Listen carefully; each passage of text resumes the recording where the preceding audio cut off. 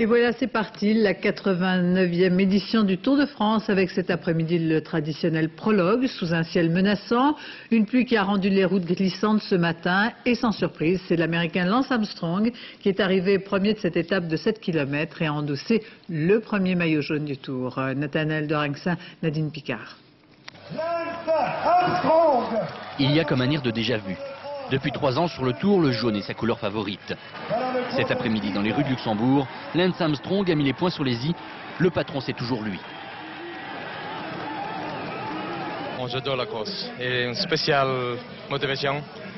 Et pour moi, c'est une roue. C'est à bloc, toujours à bloc.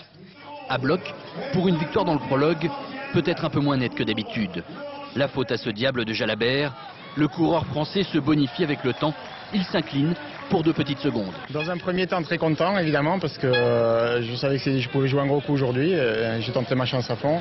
Je pense que j'ai fait un parcours que j'estime parfait. Et puis finalement déçu parce que échouer si près du maillot jaune et puis une victoire d'étape, on ne pouvait pas mieux commencer, quoi. Cette année, Armstrong fait le Tour en famille. Presque une nécessité pour lutter face à l'adversité. Cet après-midi, ils étaient nombreux à vouloir faire vaciller le tenant du titre. Laurent Brochard termine 6e de l'épreuve. Donné favori, Millar le Britannique n'a pas déçu. Il réalise le 5e temps.